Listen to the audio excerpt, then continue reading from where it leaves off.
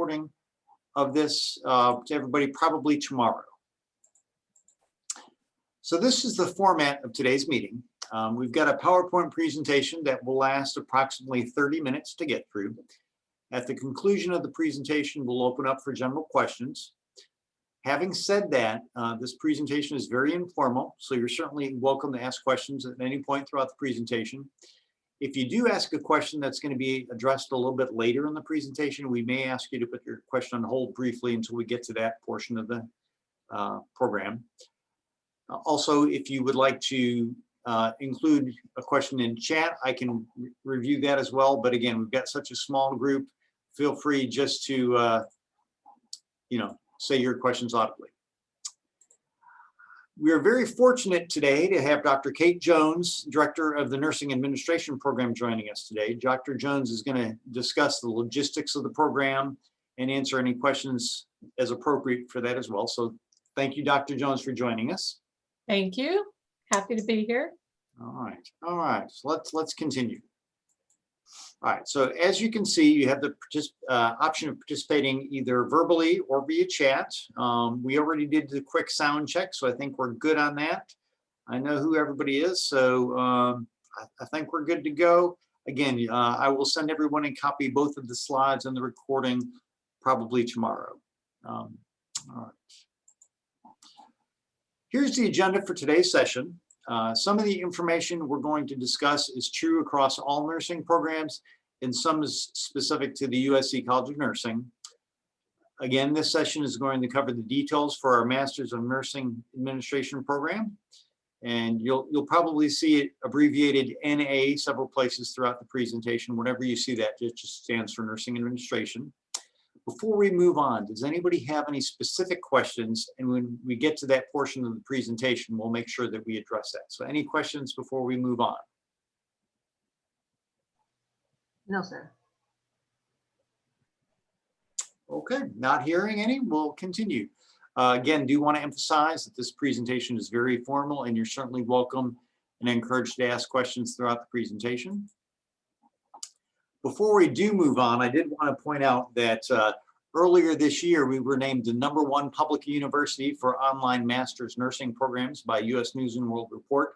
And that was #2 overall. And this is the 6th consecutive year we've been in the top 10. So I thought it was important for you all to know what kind of reputation the USC School of Nursing has. All right. At this point, Dr. Jones is going to take over and give us an overview of the program. Sure. So thank you both for being here today. I'm excited to talk to potential students.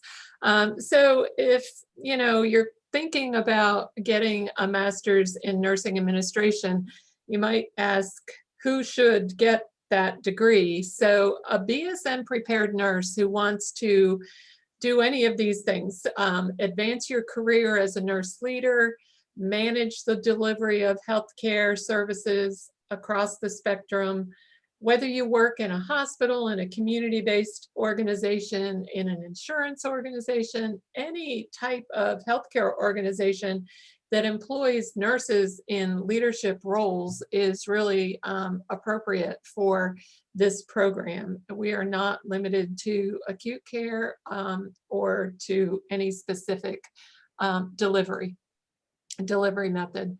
And then a BSN prepared nurse who wants to prepare for certification as a nursing administrator, either through ANCC or through AONL. It is true that we don't, at the end of this program, require you to take a certification exam. And the reason for that is that the both organizations that offer certification in nursing administration also have a work experience requirement. So because we have students in the program who have a lot of nursing leadership experience and some who are just starting on their leadership journey, you may or may not be eligible to take the exam, but if you are eligible, we certainly encourage you to, and you will definitely be better prepared having completed this program. And then I didn't include this as a bullet point, but any lifelong learner who is interested in nursing administration, nursing leadership, being a leader in the nursing profession. I'm a big proponent of lifelong learning. So going back to school is, it's a great positive step for your career. Thank you. So this is, the NA program is designed as an accelerated program. There are 10 courses. They are in 7-week sessions. So you can move through the program fairly quickly. The coursework is designed to have practical application that you can start using right away in your work setting. Our program is a little bit unusual in that we admit in the fall and spring and summer. So whatever fits best with your work life, your personal life, adding school to the mix is always a challenge for people. So you have plenty of options in this program about when it would be best for you to get started. Now let's talk about what courses you would take. So this is the fun part, right? As I mentioned, there are 10 courses.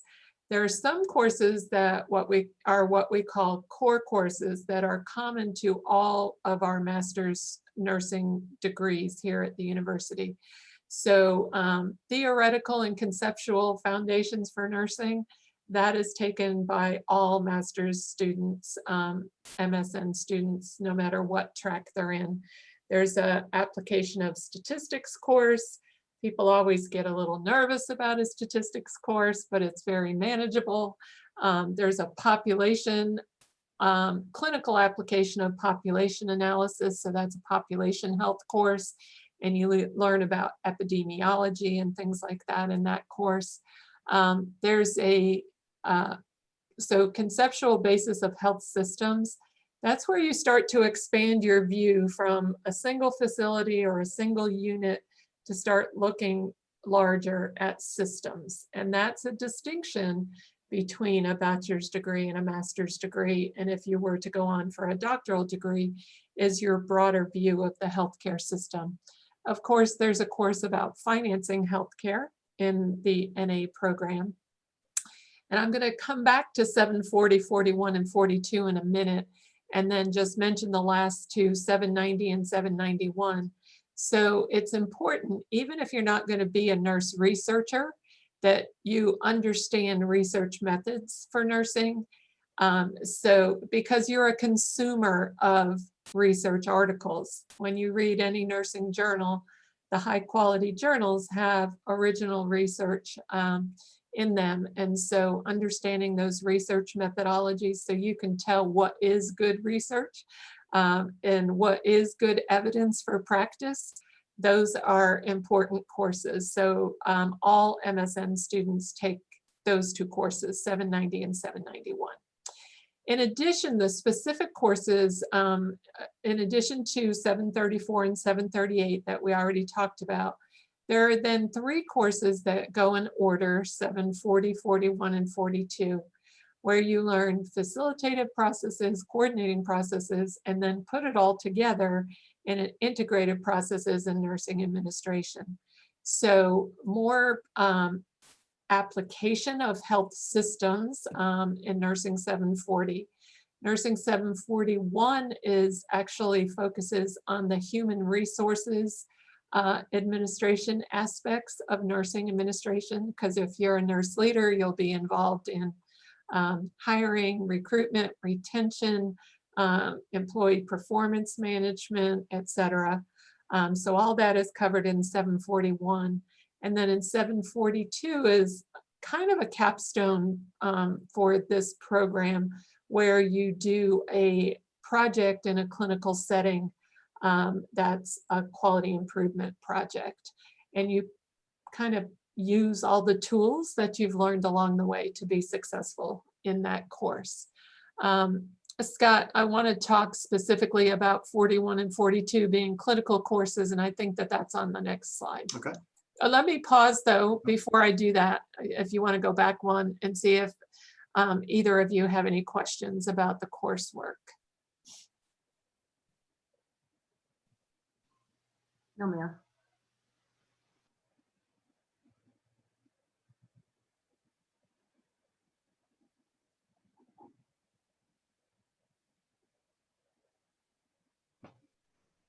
All good. Should we move on, Kate? She frozen? Looks like she might be frozen.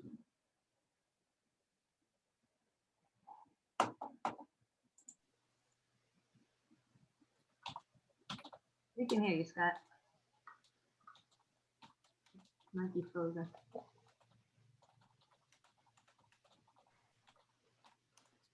Pause just a second.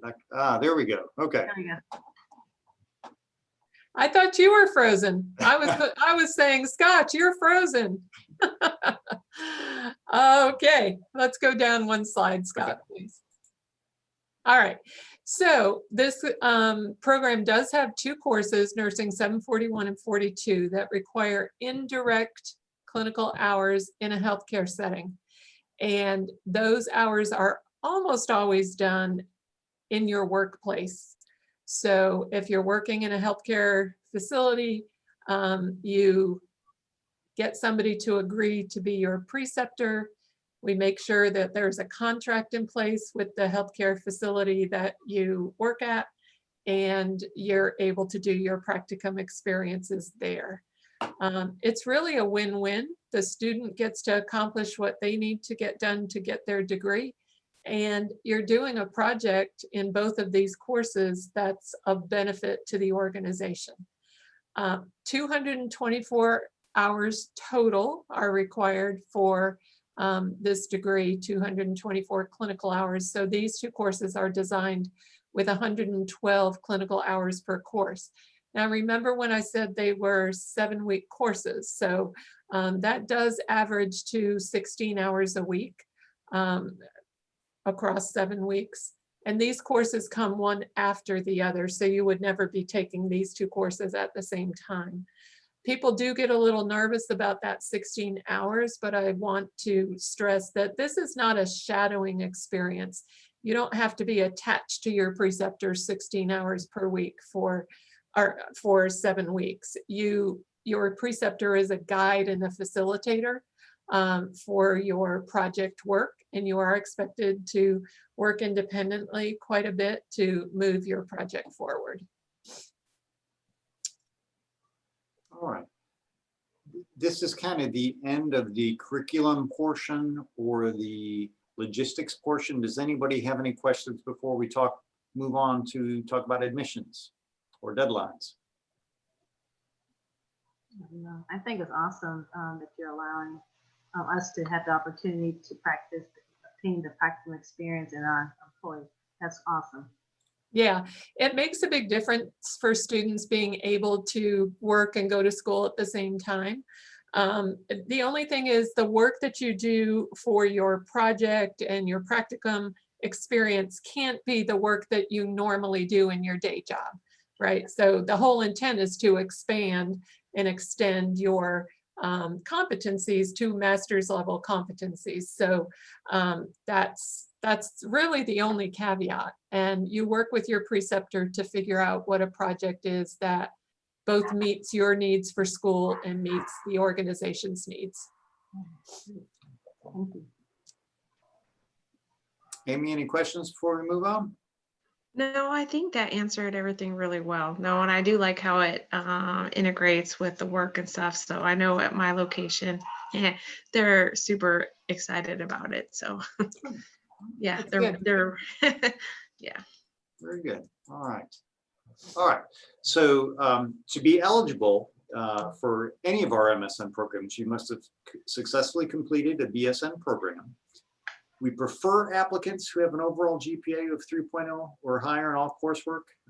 We will pay special attention to courses required for your BSN degree, and again, specifically any science courses.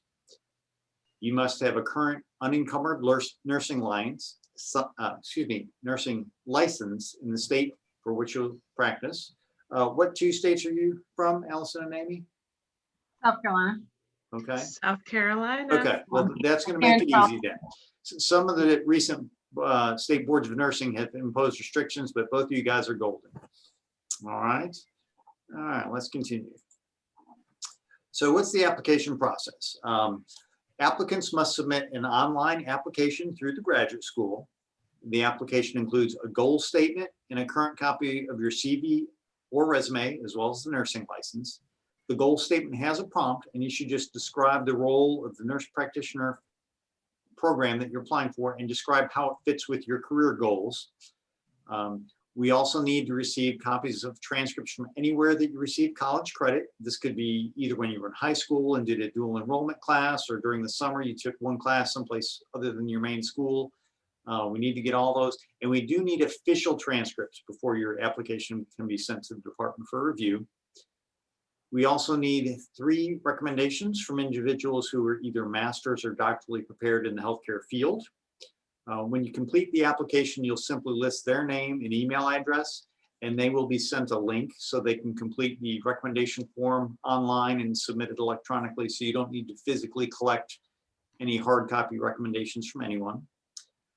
And as you can see there, we don't require GRE or any other sort of standardized test scores.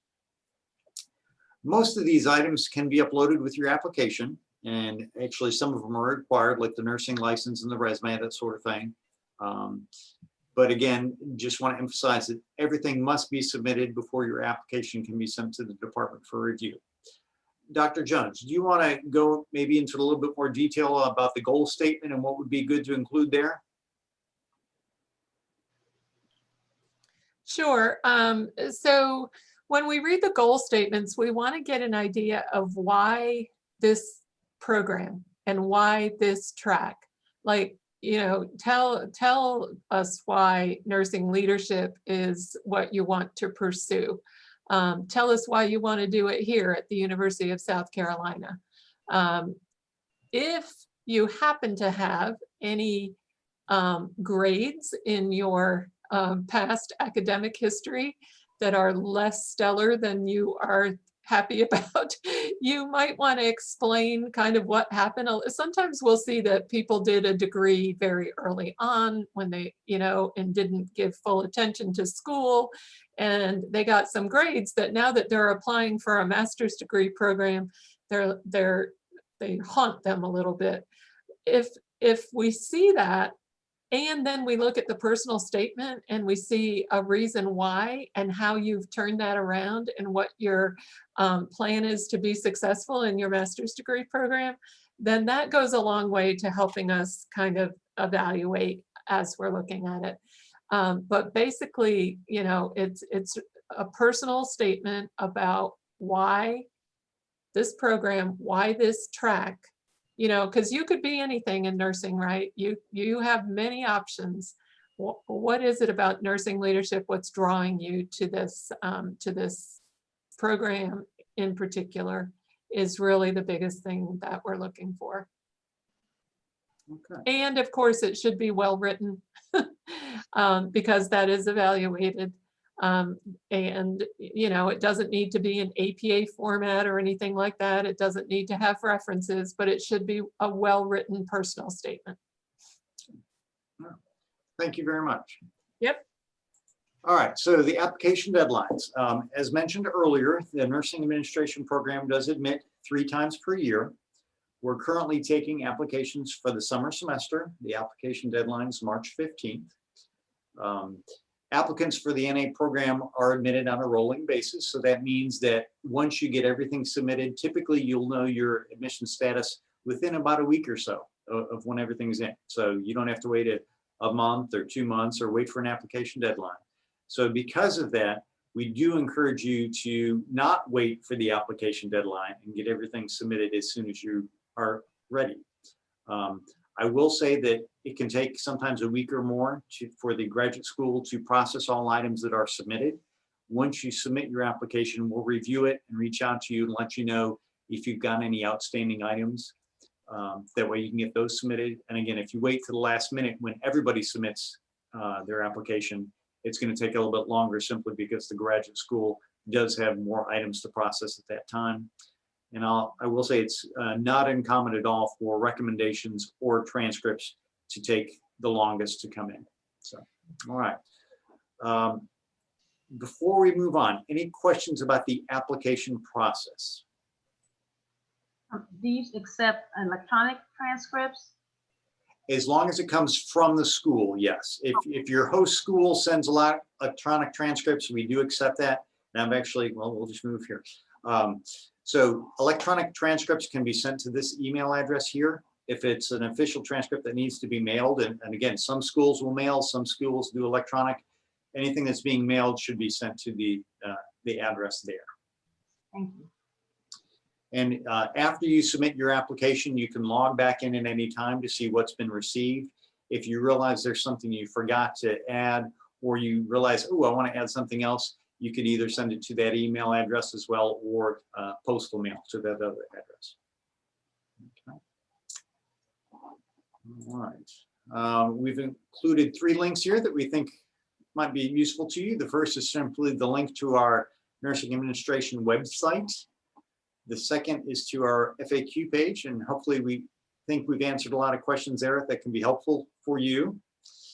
And the final item there is the link to the graduate school application. All right, before we open it up for questions, Dr. Jones, do you have anything else that you'd like to add at this time? I don't think so. I'd love to be able to answer any questions that Amy or Allison have. Ladies? Normally on class sizes. Class sizes? Yes, ma'am. So it depends whether you're in one of the core courses, which would have students from multiple programs, or in one of the specialty courses that would be just our program. So the most that you would probably have in one of the core courses, I think, is around 70. But in the nursing administration program, probably more like 20 to 30 would be the most that you would have. All of these courses, we didn't really talk about this, all of the coursework is online and asynchronous. So that means that you can go in and do your schoolwork whatever time works best for you.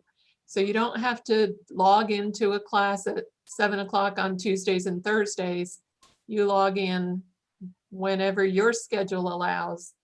The lectures are pre-recorded and there for you.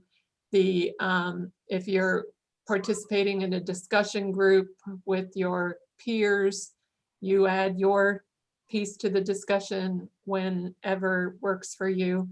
You do have to keep up with deadlines. So on a 7-week course, typically the way I do it is I consider courses start at 8 o'clock on Monday mornings and end at midnight on Sunday nights. And I usually have that midnight Sunday night as the deadline for assignments that are due that week. That way, people who are working Monday through Friday still have the weekend to get stuff done. People that are working, various shifts throughout the week, hopefully have at least a day or two throughout the week that they can devote to schoolwork. We acknowledge that I would say 95% of our students are working, and the vast majority of those students are working full-time. So we want it to be a program that allows you to be successful in school. Not to say that it's easy, it's a rigorous program, but we're very in tune to the fact that you're working and going to school. Thank you for saying that about the times too. Dr. Jones, I know that students have the option of being enrolled full-time or part-time. You want to talk a little bit more about that? Yes. So as I said, the courses are 7 weeks. So if you were to take a full-time load, that would be 2 courses every 7 weeks, which would be 4 courses a semester, which sounds like a lot, and these 7-week courses do go pretty quickly. And then so fall and spring, it would be 4 courses each, and then in the summer 2 to get everything done. So you really can full-time get everything done in 3 semesters. For most people working full-time, that is quite a lot. And so at least half of our students, if not more, do the part-time option, which is one course every 7 weeks. And there's 10 courses, so it fall A, fall B, summer, spring A, spring B, and then repeat, and you get it all done in that amount of time. I want to ask, for the typical student, what do you see as the most challenging thing that they encounter in this program? It kind of depends how long it's been since you've been out of school. Some students, if they've been out of school for quite a while, getting back into that rhythm of being in school and, balancing everything that you have going on in your life. So life, work life, and school life all have to get their appropriate time. So some people do struggle a little bit if they haven't done online learning before. So this idea of asynchronous online learning, it's extremely convenient, but it also can feel a little less connected than sitting in a classroom with peers. So we do try really hard to keep that connection and help you guys establish that connection. The only other thing that I would say some students struggle with is group work. There is group work in master's level programs, partly because think about your work in your work life. You don't work alone. And especially nurse leaders don't work alone. So working in a group is an important competency to develop and expand upon. And so we do that in this program. But I usually assign the groups randomly. So, the computer system is telling me who to put in what groups. Sometimes if people end up with people who have a completely different work schedule than they do, it causes them some anxiety that they're having trouble getting group stuff done. But we do, in some of the courses, have students do like a group contract at the beginning so that you're agreeing with each other ahead of time about how you're going to manage group work. So I would say those are really the challenges. Do any of those scare you away? No, I figured that, I figured that was pretty much what it would be, so. Yeah.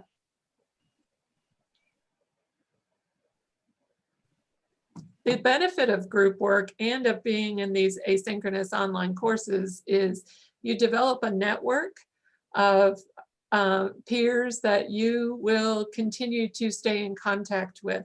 We accept students into this program from 34 states. I think that number's right. Maybe it's not that many, but a lot of states. And so there are opportunities to hear different perspectives, and everybody's working in different venues. So you really get a chance to share and develop good collegial peer relationships that, as I said, last you well beyond the program. I think that's a huge benefit. Great.